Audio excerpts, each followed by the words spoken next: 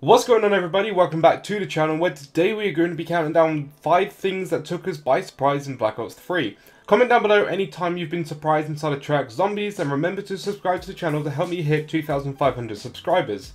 This list is in no particular order, and without further ado, let's get straight into the list with number 5.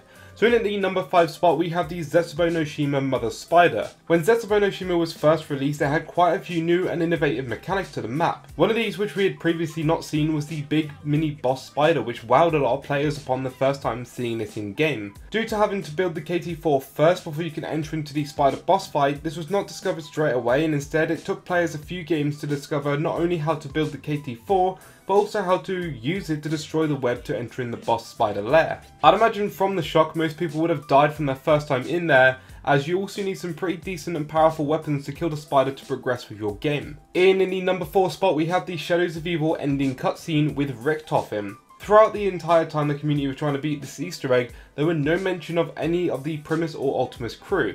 Though there were some ties we could have made at the time, like ties to Mob the Dead, and then Weasel knowing Nikolai and other small bits, nothing big really stuck out to us, so when the community finally beat the Shadows of Evil Easter egg after 2 weeks of searching, we were at a loss of words for what we were seeing. We now knew that Richtofen has the summoning key. We now know that Richtofen has come into contact with Shadows of Evil, but we were left in the dark as to why or how this made sense. In at the number 3 spot, we have the Drucker boss battle room. After Black Ops 3 releasing with the Giant and Shadows of Evil, Drucker looked like it was going to kick ass, and it delivered on its word. The map had such an Origins feel to it, so it felt so familiar to a lot of players, while at the same time being an entirely new map. One thing that map gave us that we hadn't previously seen was a boss battle room with a huge keeper in the middle. The first team to go into the boss battle room were trying to do what they could to defeat the boss keeper, until he built the ball of electricity and shock every player, killing all 4 of them, and ending the game, unknowing to the fact that you had to hide behind the pillars. Overall, the feeling that you had as a player the first time you stepped into that room was like none other.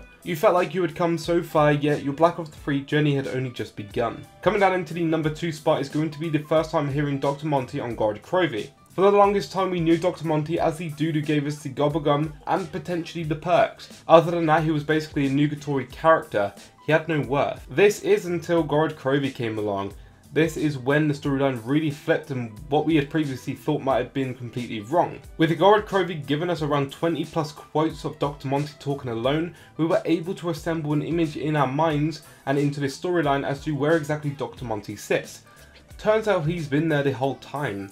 Someone who has been helping us ever since Nakdor and Toten has only just spoken all these years later, and with only one map to go as well. I never thought that they would introduce a character this late into the Black Ops 3 life cycle, but again, Treyarch surprised me as well as many others. And coming into the number 1 spot for this video is going to be the first time playing through Revelations. I'll include the first playthrough of Revelations at one point just because on a personal standpoint, the first time I played Revelations I was dumbfounded. I knew what this map had to offer just from the trailers, but outside of that we didn't have the usual YouTuber early gameplay up on YouTube, which really made a big difference.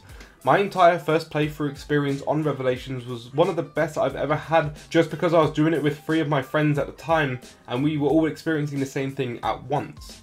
Discovering the different parts of the map and just having the nostalgia as you see the elements of other zombie maps into this one map. Anyway, that's going to be it for the video. If you liked it, then please make sure to leave a like rating and subscribe to the channel to help me reach to 2,500 subscribers. Comment any suggestions you have for any more top 5 videos, and as always, I'll see you guys next time. Peace out. If I could